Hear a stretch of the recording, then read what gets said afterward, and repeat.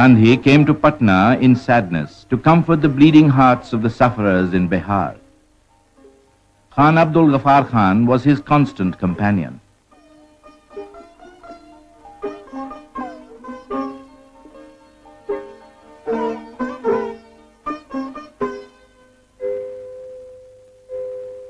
Without respite, Gandhi set out for the interior again, soothing and encouraging the distressed and admonishing those who had wrought the havoc. In city and village, he chastised the majority and preached repentance and restitution.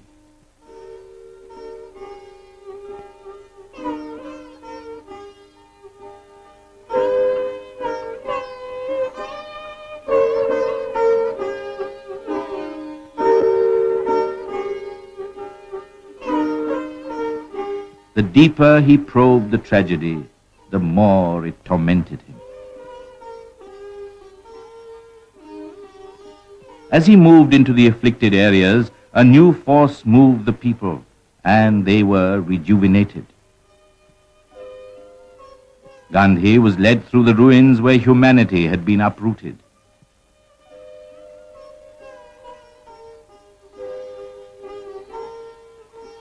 He was deeply moved and stood like one transfixed.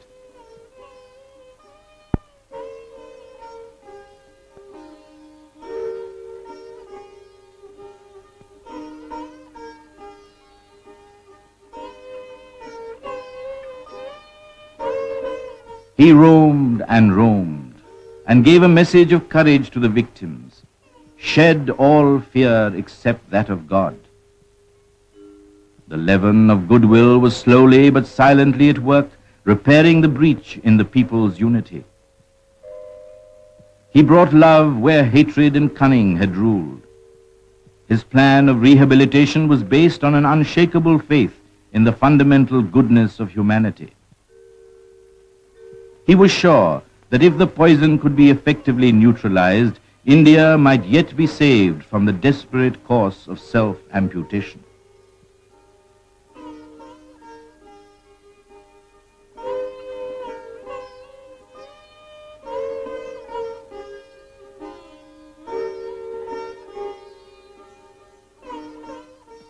At the gathering for the evening prayers, the villagers swarmed to hear Gandhi. He asked them to atone for their sins. Retaliation is a vicious circle. Rebuild what you have destroyed. And live together as members of one family, for it is necessary to revive the eternal law of answering anger by love if humanity is to live. Bihar, over which Buddha roamed and preached, can radiate its effulgence over the rest of India. He very much feared that unless they woke up, India might lose the golden apple of independence.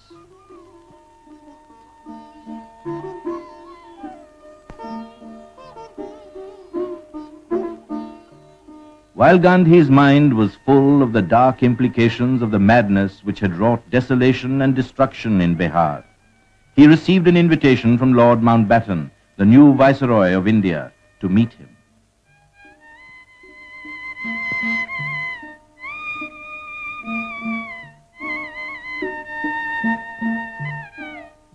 Gandhi soon arrived in New Delhi and lived amidst the sweepers' slums.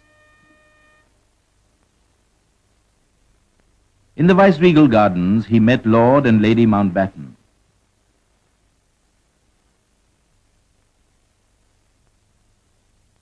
The Viceroy declared that his mission was to transfer power to Indian hands.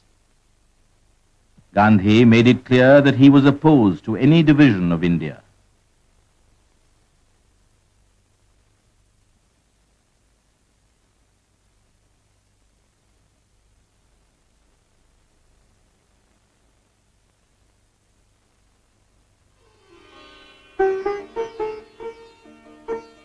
The Purana Killa in Delhi was stirred into new life when the Inter-Asian Relations Conference held its first session here in the last week of March 1947.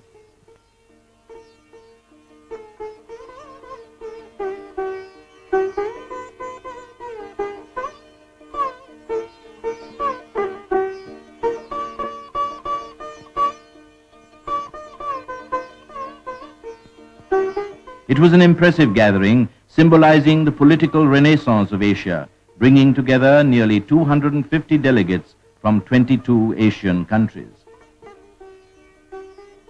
Jawaharlal Nehru took the initiative in translating the aspirations of the Asian nations into reality. The urge for equality and his ideal of one world provided the main theme for his inaugural address. Friends and fellow Asians, we have arrived at a stage in human affairs when the ideal of that one world and some kind of a world federation seems to be essential. We should work for that ideal and not for any grouping which comes in the way of this larger world group. But in order to have one world, we must also in Asia think of the countries of Asia cooperating together for that larger ideal. We think today of the great architects of Asian freedom whose labors have borne fruit.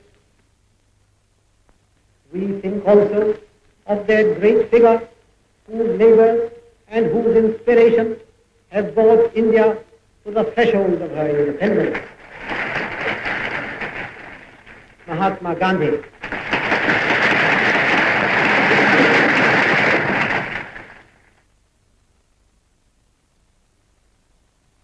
Sarojini Naidu welcomed Gandhi to the conference. And now I am going to request the father of our nation, the apostle of love and truth and non-violence, to give us his benediction. Madam President and friends, West is today pining for wisdom. West today is despairing of multiplication of atom bombs, because a multiplication of atom bombs means utter destruction, not merely of the West, but it will be a destruction of the world. If you want to give a message again to the West, it must be a message of love. It must be a message of truth.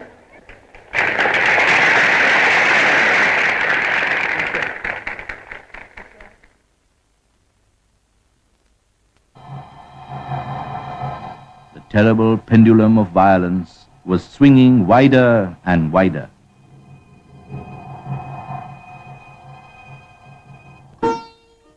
To stop the Holocaust, Gandhi and Jinnah issued a joint statement deploring the recent acts of lawlessness and violence that brought utmost disgrace on the fair name of India, and denouncing for all times the use of force to achieve political ends. Gandhi signed the appeal in 3 scripts: Devanagari, Persian, and Roman.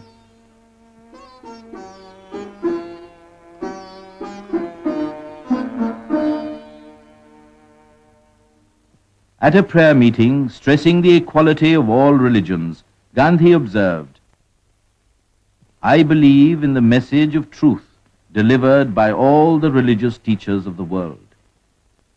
It is my constant prayer that I may never have a feeling of anger against my traducers, that even if I fall a victim to an assassin's bullet, I may deliver up my soul with the remembrance of God on my lips."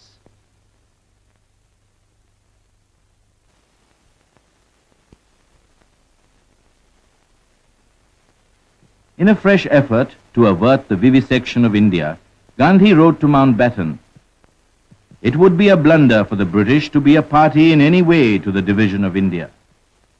If it has to come, let it come after the British withdrawal. If you are not to leave a legacy of chaos behind, leave the government of the whole of India to a party of your choice." The impending division of India was a deep source of agony to Gandhi's tormented soul. Ploughing his lonely furrow, he mused in a low tone, "Let posterity know that Gandhi was not a party to India's vivisection. He remained on the periphery during the last stage of the negotiations.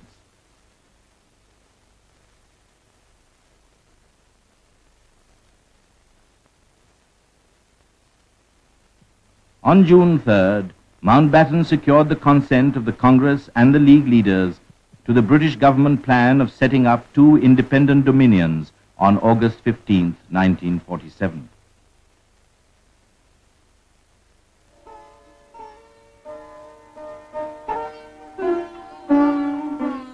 The Congress Working Committee disliked the partition of India, but it could not let India bleed continuously, and accepted the plan.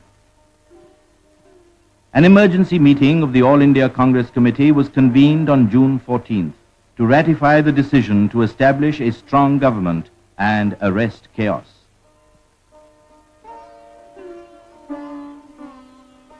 Gandhi was steadfastly opposed to the division of India, and yet he urged the members to support the decision with full faith in their leaders. Appealing for communal unity, he said, the plan puts both Hinduism and Islam on trial, and concluded, make India a land where there will be no discrimination and no inequalities. The Working Committee resolution was adopted, 157 voting for and 29 against.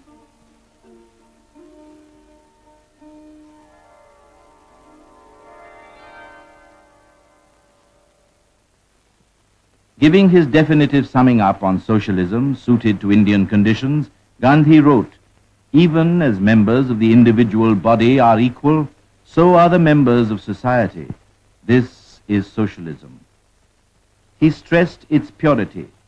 Truth and ahimsa must incarnate in socialism, which is as pure as crystal and requires crystal-like men to achieve it.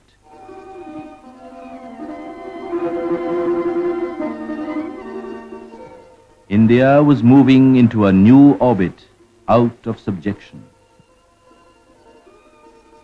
The Constituent Assembly adopted the banner under which the struggle for freedom had been fought. The spinning wheel was replaced by the ever-moving wheel of the divine law of love, symbolizing the dynamism and permanence of Indian culture. The sands of time were running out.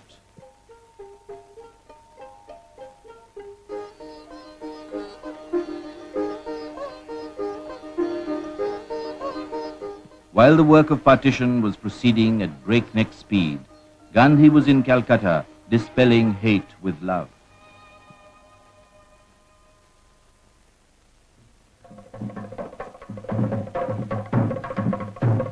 The midnight of August 14, 1947, symbolized the rebirth of a nation after the slumber of centuries and a long struggle for self-determination.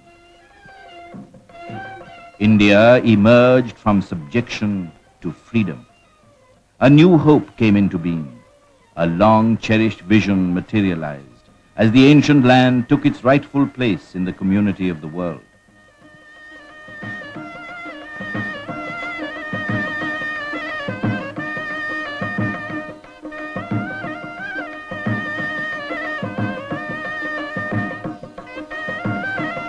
The Constituent Assembly paid a tribute to Mahatma Gandhi, the architect of Indian freedom, and assumed power for the governance of India. Jawaharlal Nehru, the first Prime Minister, said with moving eloquence, long years ago, we made a tryst with destiny, and now the time comes when we shall redeem our pledge. At the stroke of the midnight hour, when the world sleeps, India will awake to life and freedom. It is fitting that at this solemn moment we take the pledge of dedication to the service of India and her people and to the still larger cause of humanity. The ambition of the greatest man of our generation has been to wipe every tear from every eye. That may be beyond us, But so long as there are tears and suffering, so long our work will not be over. On August 15th, the appointed day, people gathered to welcome the dawn of a new age and witness the peaceful transfer of power.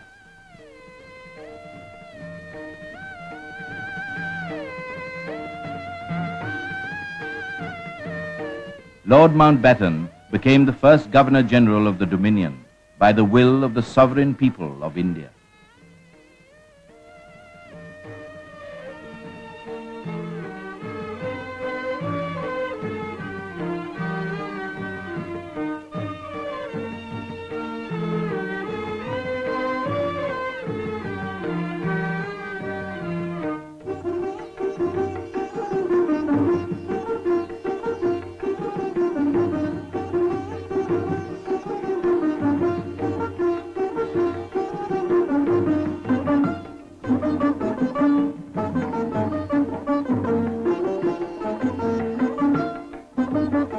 After hoisting the national flag, the first servant of the Indian people addressed from the ramparts of the Red Fort the 500,000 gathered below.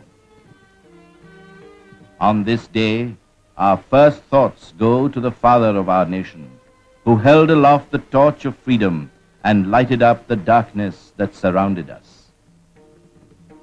Paying tribute to the unknown soldiers of freedom, he urged the people to look to the future with faith and confidence. Concluding, he observed, "To the nations and peoples of the world we send greetings, and to India, our much-loved motherland, the ancient, eternal, and ever new, we pay our reverent homage."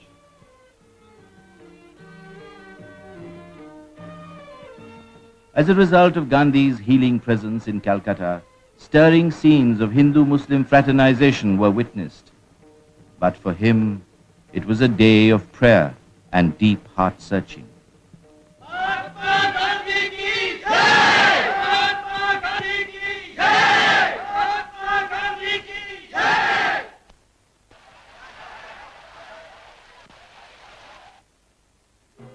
With the departure of British Army contingents from India's shores, ended the 190-year-old British domination over India.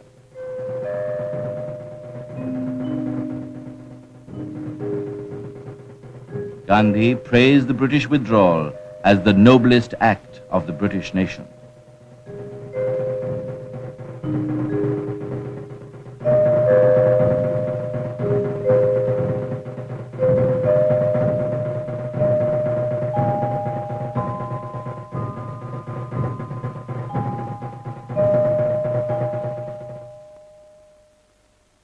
The time of rejoicing was brief. The rumblings of communal frenzy could be heard in the distance. A vast region was churning with hate. Minorities were tyrannized and persecuted. Millions of men, women, and children, uprooted from their settled homes and cut off from their old moorings, migrated on a dimension unprecedented in recorded history and trekked their way to safety. Migration was not a matter of personal choice for the migrants, but was forced on them by the hate of man.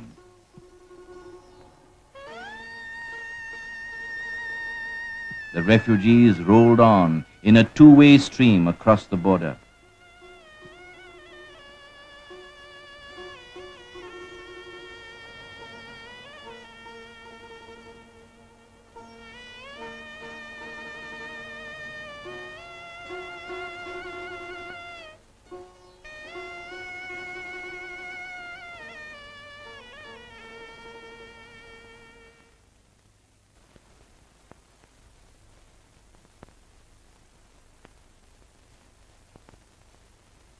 The continuing tension agonized Gandhi. Before leaving Calcutta for Delhi, on being approached for a message, he wrote in Bengali, "My life is my message." In Delhi, Gandhi saw ruptured human relationships.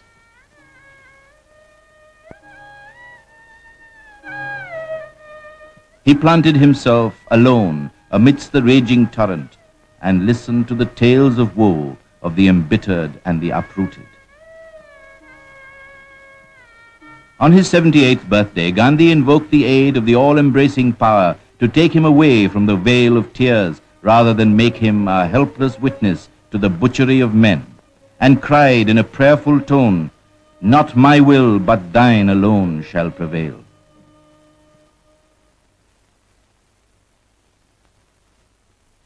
In October 1947, events took a grave turn. On the princely state of Jammu and Kashmir delaying its decision about accession to either the Dominion of India or Pakistan, freebooters from the northwest and Punjab invaded the state with the connivance and material support of the Pakistan government to force accession by the sword. The raiders, well armed and well equipped, sacked and looted towns and villages, put many inhabitants to death, and spread a reign of terror.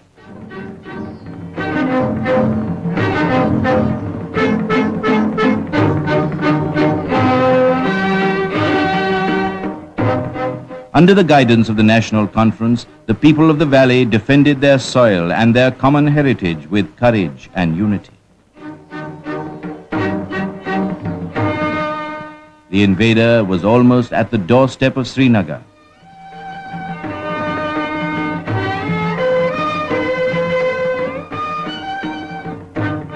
On October 26th, the state acceded to the Indian Union with the express consent of the people and sought military aid against the wanton aggression.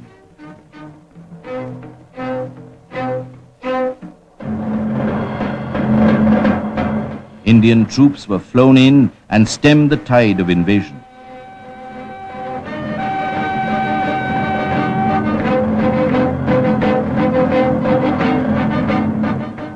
Kashmir occupied Gandhi's thoughts. Though he did distinguish between an aggressor and a defender, sending troops to Kashmir was not his way. The case of the defenders, he felt, was so manifestly just that if the people had resisted the unprovoked invasion non-violently, it would have won the admiration of the world.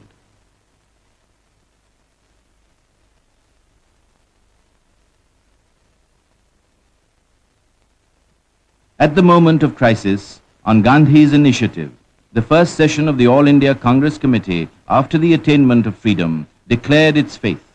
India as a nation is bound together by indissoluble cultural and historical links. It is also a land of many religions and many races, and must remain so. Our aim has been to develop this great country as a democratic, secular state.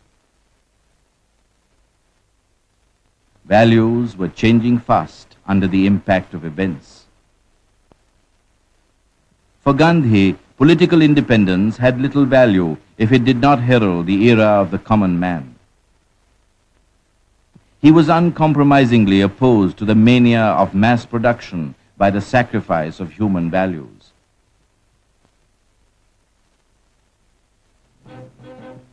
Gandhi denounced the craze for pomp and pageantry after independence, and did not see any merit in hiding poverty.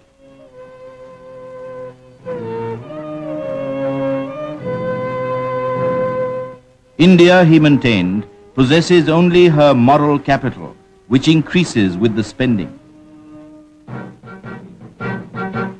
Distressed at the rise of military expenditure in independent India, Gandhi painfully observed, "India's destiny lies along the bloodless way of peace. The hope lingers in me that India might still lead the way towards world federation.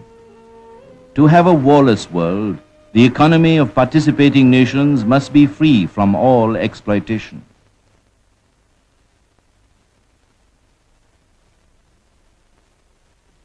Communal harmony and the secular state were in great jeopardy. Sporadic violence in Delhi continued. In the face of the moral challenge, Gandhi was groping for light. Out of the depths of anguish came the decision to fast unto death, to purge the city of Delhi of the communal virus and lay his head on God's lap. On January 13th, 1948, he began the fast and passed from tumult into peace.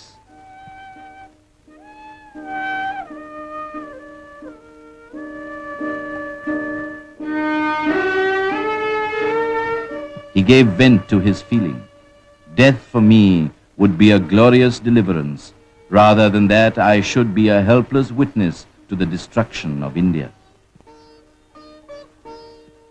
As the leaden hours crept by, and drop by drop, strength ebbed out of the frail body on the fasting bed, a deep heart-searching set in amongst all concerned.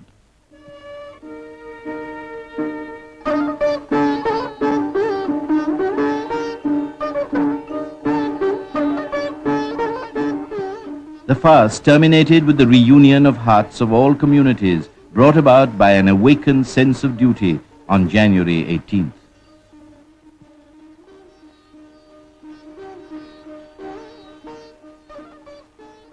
Showering benediction on Prime Minister Nehru, who had been fasting in sympathy, Gandhi wrote, "Give up your fast. May you live long and continue to be the jewel of India."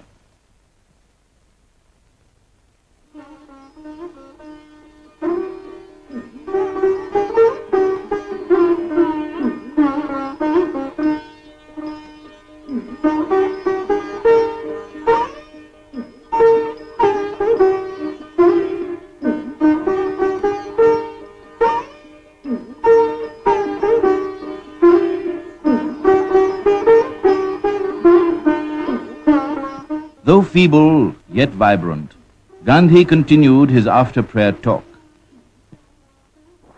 आखिर की एक बात कहकर मैं खत्म करूंगा.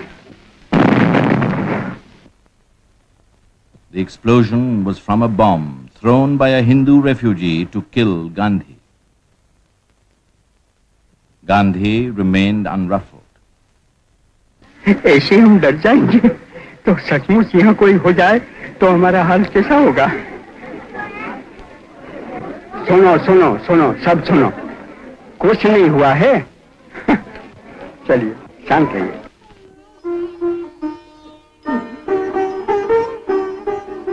Relying on God, he refused to accept any kind of human protection.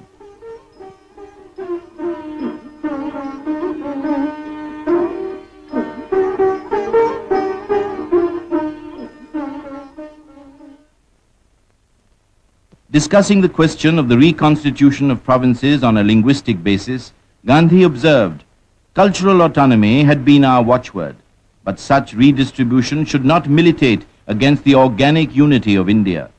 Autonomy did not and should not mean disruption." Surveying the political scene in a tone of infinite sadness, he remarked, "I have to find peace in the midst of turmoil, light in the midst of darkness, hope in despair."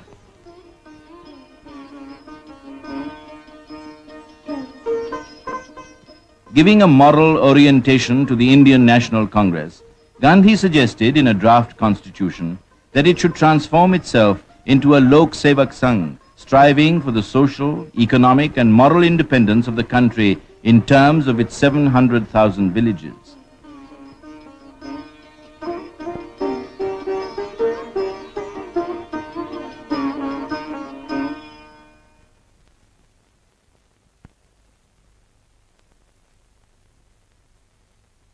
On Friday, January 30th, Gandhi asked for pending letters. I must reply to them today, for tomorrow I may never be.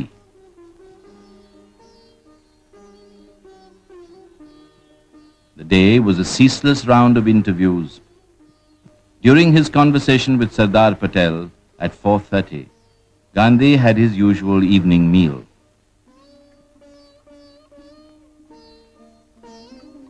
It was getting near prayer time. "I hate being late," Gandhi averred, and rose to go to the prayer ground.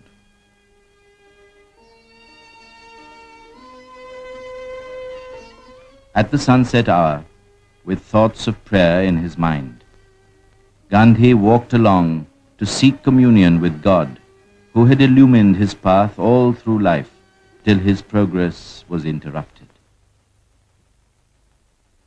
The perverse assassin of the ages came with his unholy design and accomplished the foul deed.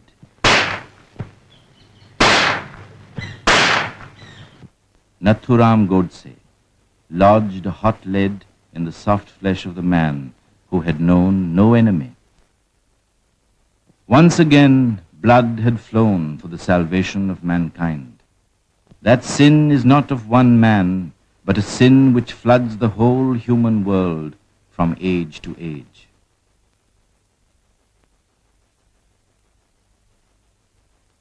Gandhiji's mind was concentrated on God, and he merged in him. He fell here with Ram's name on his lips. A radiance hung over the spot. Men and women of all religions scooped up handfuls of the blood-stained earth to preserve.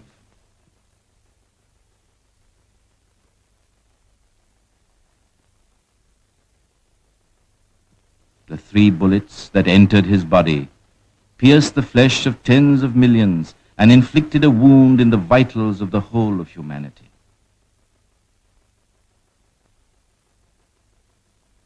Choked with emotion, Jawaharlal Nehru said, "The light has gone out of our lives and there is darkness everywhere.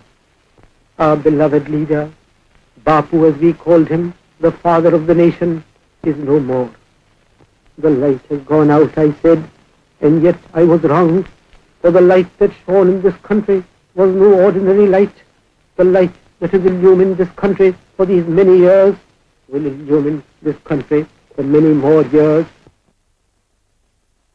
The nation stood still and silent for the man who gave it her freedom and her flag. A great wave of grief swept over the world.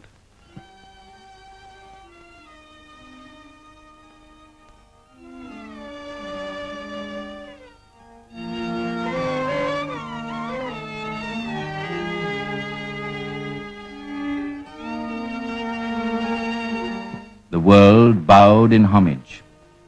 The United Nations organization lowered its flag. Peoples of all races felt as one human family in mourning. The UNO paused to pay a tribute to the Mahatma. It is fitting that we who sit here charged with the grave responsibility of maintaining peace among nations should pay tribute to this great Indian leader. His tragic death constitutes as grievous a loss to Pakistan as it is to India. He was the man who said that faith transcends reason, that God has his footstool where live the poorest and the loneliest and the lost.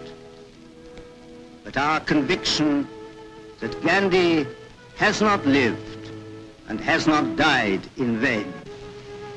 We have lost our biggest man. If I may venture to say so, the world has lost its tallest man judged by all moral standards.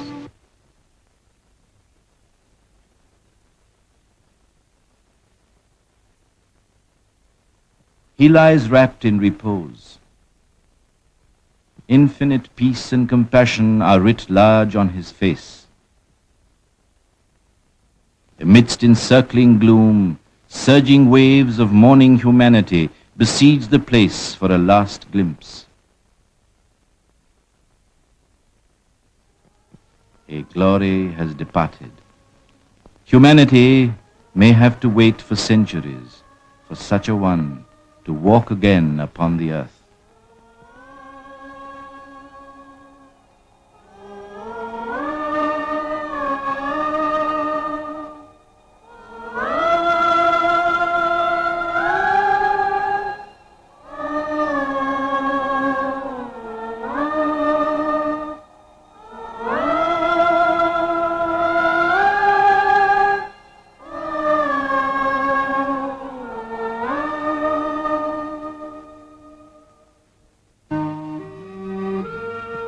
He is one who is attached to no person and no place by ties of flesh.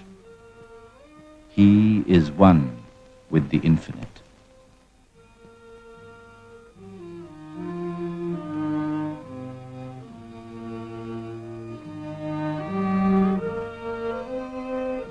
This man of divine mission laid down his life for the reconciliation of all men in brotherhood and love, became enshrined in millions and millions of hearts, and shone like a beacon for the whole world. He was perhaps the greatest symbol of the India of the past and of the India of the future.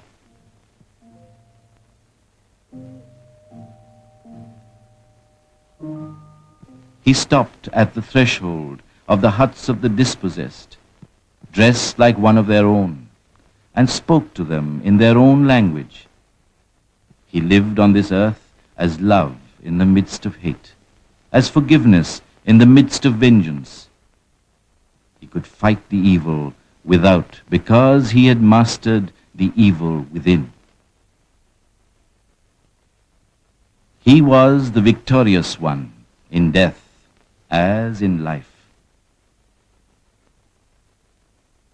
His legacy is courage, his banner, truth, his weapon, love. We rejoice in the midst of our tears and our shame. We glory in his having walked on our land. The best prayer that can be offered is to obey the mandates of the Master and to follow the path for which he lived and died.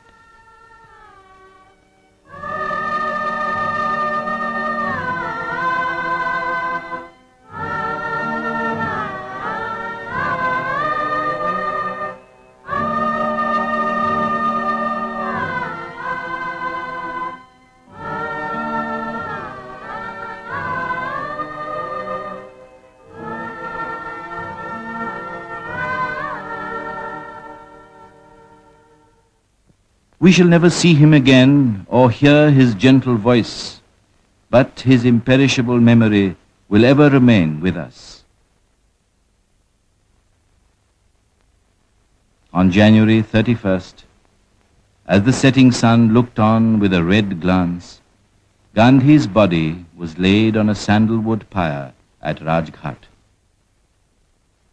Strong and dormant emotions rose in a flood of tears.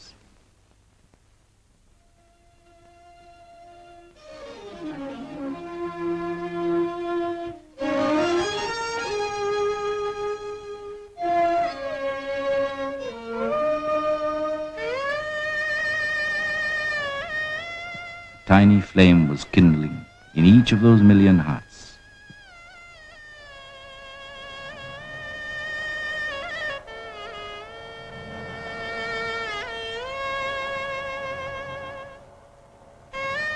The logs burst in flames. The flames leaped up towards the sky. From the pyre comes the message. Lead me from the unreal to the real, from darkness to light, from death to immortality.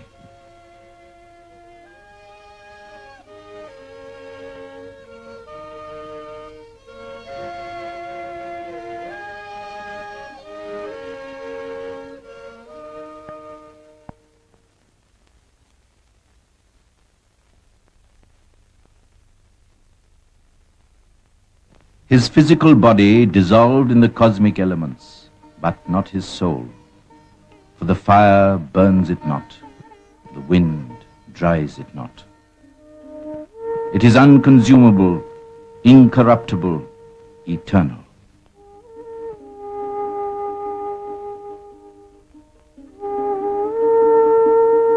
After 13 days of mourning, the urn containing the Mahatma's mortal remains was carried in a special train to his final resting place, the waters of the Jamuna and the Ganga, the equalizer of beggars and kings, of sinners and saints.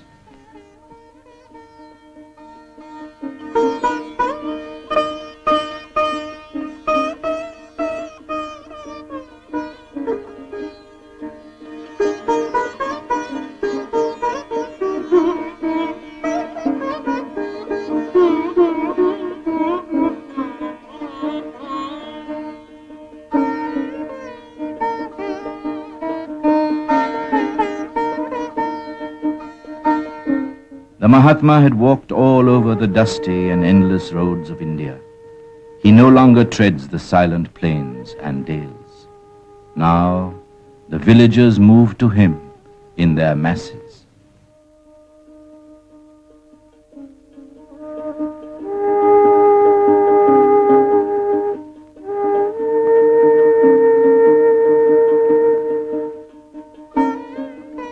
The lonesome and weary train steamed into Allahabad railway station.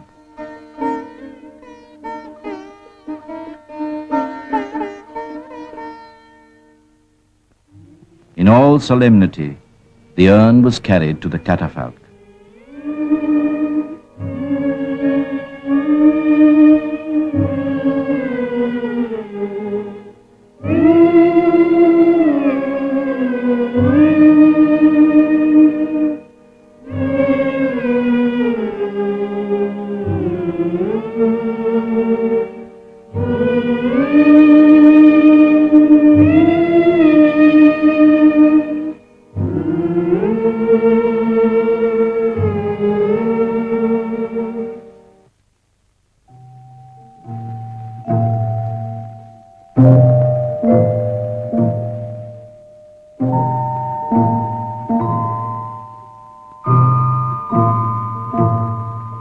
Slowly, the catafalque moved towards the Sangam, the sacred confluence of the Ganga, the Yamuna, and the Saraswati, the three rivers whose names are interwoven in the web of Indian culture.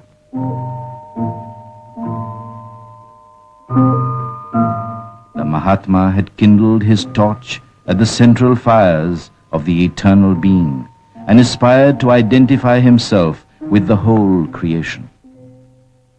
Who else but the elements can be the custodian of his physical remains? No place could be better as his final resting place than the bosom of India's lakes and mighty rivers. Raghupati Raghav राजा राम पतित पावन सीताराम ईश्वर अल्लाह तेरे नाम सबको सन्मति दे भगवान रघुपति राघव राजा राम पतित पावन सीताराम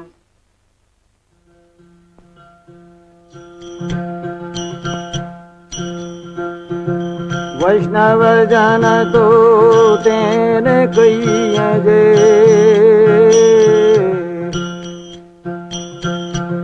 पीड़ा पराई जाने रे पर दुखे उपकार करे तो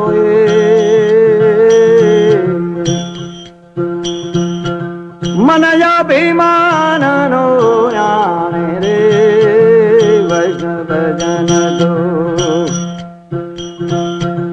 सकल लोक मा सौने वौने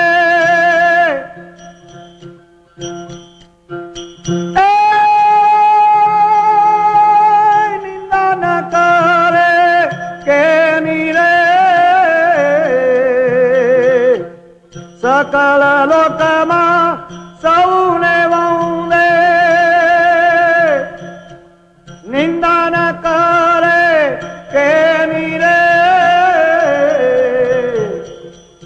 वाच काच मना निश्चल राखे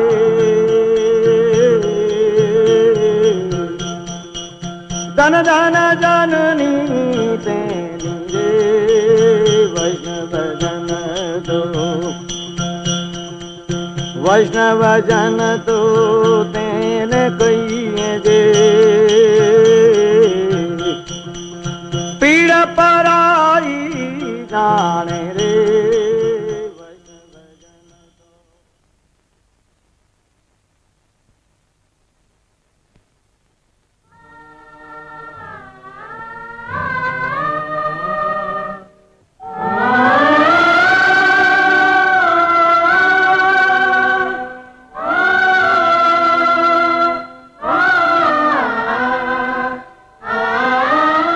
In its immemorial flow, the sacred Triveni has mingled the ashes of nameless millions, whose joys and sorrows the Mahatma had made his very own.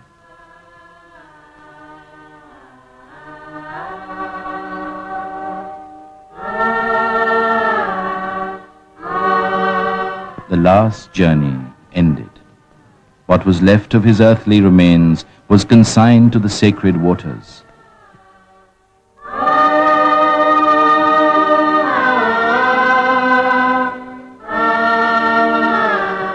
Mahatma Gandhi lives in all that is true and good.